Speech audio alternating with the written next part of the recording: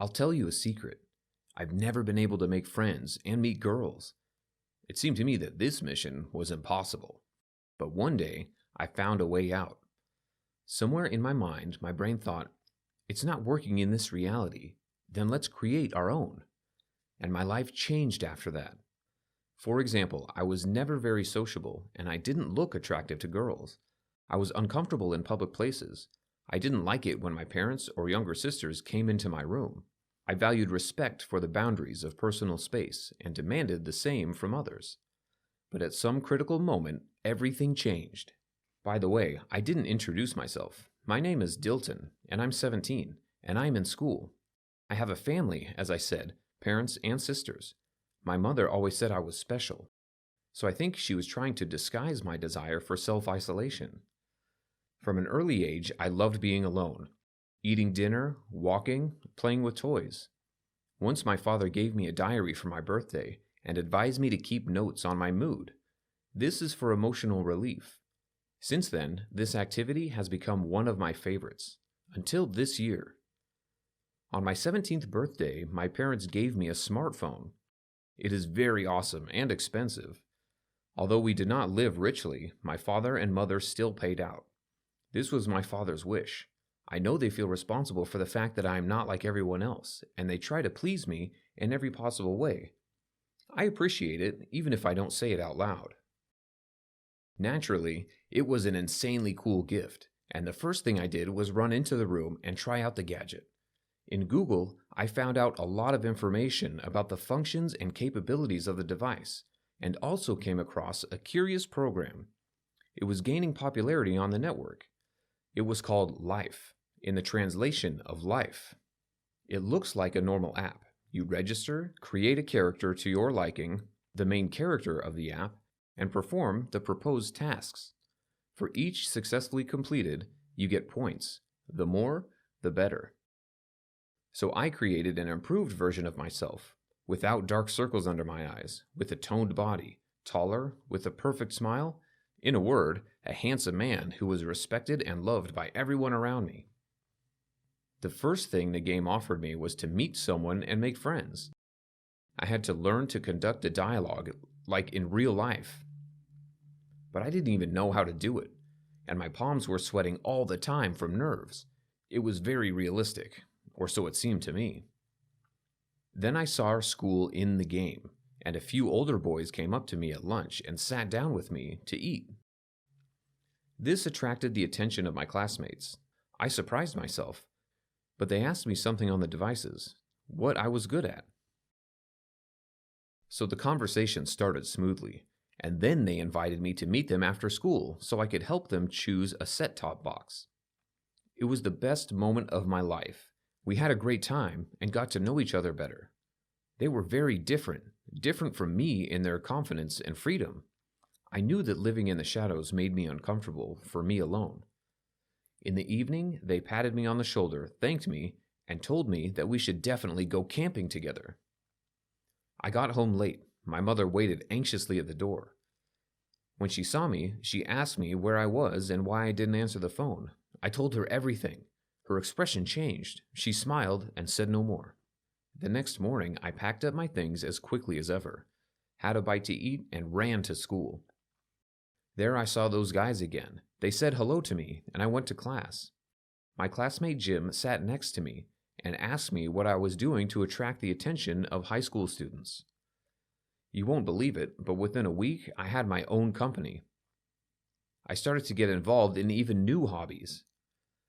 I met those guys, we went to the promised camping, we spent time with my new friends. Parents watched the positive changes and were happy. My father said he always believed in me. About a couple months later, the school holidays came. Summer is a great time. My friends and I made a lot of plans. We found a temporary part-time job and used the money to go to Disneyland. And when I got home, I wanted to enroll in SMM and IT courses. I wanted to link my future to it. In general, life has changed, and all you had to do was change yourself. I wish I hadn't realized that until I was 17. Finally, after a month of hard work, we packed up and moved to California. Harry, our friend's older sister, went with us to accompany us. When we set foot in the land of entertainment, we could not believe our eyes. Disneyland was so close. Our company spent 3 crazy days there. We rode, ate everything harmful, took a lot of photos, walked in the evenings. I was happy. I couldn't have been better. Just when I thought about it, Chris came up to me. This was the name of a random passerby. We met in the queue for the ride. She came here with her parents for a vacation. We immediately found a common language. I hated to leave her, but we had to leave. Chris left me her social address and phone number. I really liked her. I drove home full of happiness.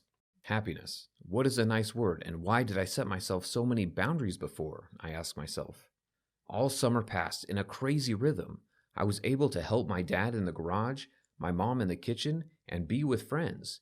And in the evening, we talked with Chris on Skype. I promised her that I would definitely come to California next year. And then one morning, when I woke up, I felt tired in my body. I was broken. I was cold. I can't be sick, I thought. I got out of bed and went to the bathroom, brushed my teeth, washed my face, and looked at myself in the mirror. What? Those dark circles under your eyes again. My emaciated body. Where's my fancy hair? Ah, I shouted. My mother exclaimed anxiously, Honey, are you all right? Open the door. I stood dumbfounded for a few more minutes. My mother was knocking on the door, and when I opened it, she hugged me tightly and asked me why I was screaming. I didn't know what was going on. Mom, I think something has happened. I need to call Jim or Chris, or better yet, both. Today is an important exam at school. The guys from the senior class asked them to help with something. I have so much to do, and I'm kind of sick. Give me some medicine or tea or maybe some chicken broth, like you usually do. Huh, Mom? Mom? I babbled, and my mom stood with her hands over her mouth and cried. She looked at me and cried again. I didn't know what was going on. Son, Jim and Chris don't exist, she said softly. What? Mom, what a load of nonsense. Of course they are. We've been talking for months. I introduced Jim to you. Showed you a picture of Chris from Disneyland. Don't you remember? I asked, and I felt myself getting angry. My mother cried even more and said that I didn't go anywhere, that my friends and girls didn't exist, that I didn't work anywhere, that it was all an illusion, or rather a game that I played from morning to night, that I created an ideal life for myself there and got involved to the point where I confused the game with reality. As proof, my mother showed me this game, and I only noticed it today because my mother managed to take my phone out of my hands before I woke up. I'm sorry, son. My dad and I shouldn't have given you this phone. It took over your life. I'm sorry, was all she said. In general, I returned to my boring, gray, monotonous life. My dad sold my smartphone, and I kept coming back to reality, sorry. And I loved that life so much. But since then, I actually began to help my father in the garage and my mother in the kitchen, learned how to fix cars and cook food. And you know what?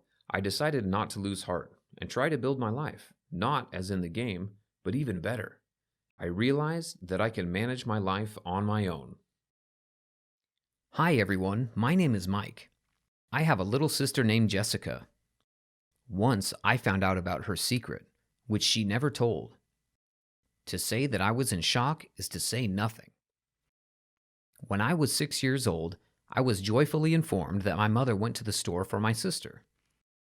My mother was gone for 12 days, and then all sorts of aunts and neighbors ran in with gifts and booties, and everyone was happy and looked at something lying on my bed and constantly yawning. They told me that this is now my sister. After a good look at it, I asked my mother only 2 questions. Mom, couldn't you have picked a better one at the store? And why is she always making faces? That's how my little sister came into my life. As a child, like all other boys, I wanted a younger brother to play together as hooligans, but fortune gave me a little sister. Fortunately, Jessica was a kid, and we could play different boyish games. She was no worse than a boy, and could even stand up for herself.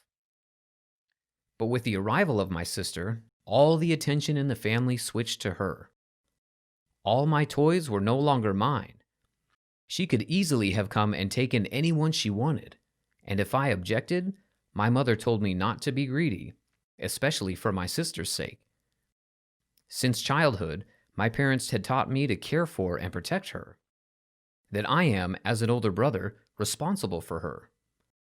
So I made sure that something did not happen to her by accident, or that she didn't put any dirt in her mouth. She always wanted to taste everything. All the items she had in her hand dragged into her mouth. I couldn't always keep track of her. Once, we played with her in the courtyard of the house. She is fast and loves to run. She ran around the yard like mad. She ran so hard that her legs knocked down and she fell and hit the slide. Immediately, blood appeared on her face. I was in a panic, and I'm afraid of blood. I ran home as fast as I could and called my mother. She saw Jessie and screamed in fear and called an ambulance. While the ambulance was driving, my mother and I tried to stop the blood. Fortunately, the injury was not serious, just a split eyebrow. There was no concussion. But from the moment she starts running, I try to be close to her and run after her. She thinks we're playing catch-up, but she can run like this for hours. Sometimes it's really hard to keep up with her. Growing up, everyone has their own interests, and we were no longer able to spend time together so closely. Our communication consisted of teasing each other. I didn't even know her friends, or what she was interested in. She sat in her room all day, sometimes just going out for dinner. It was strictly forbidden to enter her room, and I had no particular desire to do so. I had my own amusements. One evening, passing by her room, I saw a laptop on her bed. In it, all the time came some messages without stopping. Usually, her door was always closed. Jessica went somewhere and forgot to close the door behind her. It was really interesting to see who so relentlessly writes. I couldn't resist going in to see who it was. It turned out that her friends in the group wrote to her. Everyone asked to show them something. I understand they wanted to see something from my sister, but what exactly was not clear. At the moment when I was reading, in the room went Jessica and quickly ran up and closed the laptop. She angrily looked at me and kicked me out of the room. The question of what she was supposed to show her friends remained in my mind and did not give rest. I had to find out what it was, and I began to watch her. I tried to notice any changes, but nothing strange happened. Even went to her room one night and stole her laptop, but there was a password that I didn't know. All my attempts resulted in failure, but fortune has given me another chance. Once, I accidentally noticed a black spot on the skin under Jessica's t-shirt, something like a birthmark. But as a child, I didn't notice it, and if I did, I would have noticed it. I didn't know what it was yet, although I had various guesses in my head. Then I decided to cheat. I went without knocking to her room and said that I knew everything. I didn't even know what I knew, but my sister was in shock. First of all, for the fact that I went so unexpected, and that I knew everything. I saw panic in her eyes, and then she started crying and begging not to tell anyone about it. I honestly did not expect such a reaction from her. I said it was a joke. I did not think she would start to cry. I hadn't seen her like this. She began to calm down and admit that it was a joke. She barely regained consciousness. And since then, there is still some kind of secret. She had no other choice. She had to share her information. She picked up and showed me her belly tattoo. There was a drawing of a butterfly. I was really shocked. The fact is that our family strictly followed the rules in sequence. We were not even allowed to go out or hang out. And if our parents found out about the tattoo, the scandal would be strong. She told me that she has a best friend named Emily. So this girl was also very nimble. And unfortunately, her appendix was removed as a child. The scar was large and not beautiful. She didn't know how to cover it and decided to get a tattoo on the scar. But she was doubting and didn't have the courage to do it. And my sister, as a best friend, decided to support her and agreed to do a tattoo with her, so they did both. After hearing the story, I seemed to understand that friends need to be supported. But so? It was too much for me. Jessica asked me not to tell my parents, otherwise, she'd get in a lot of trouble.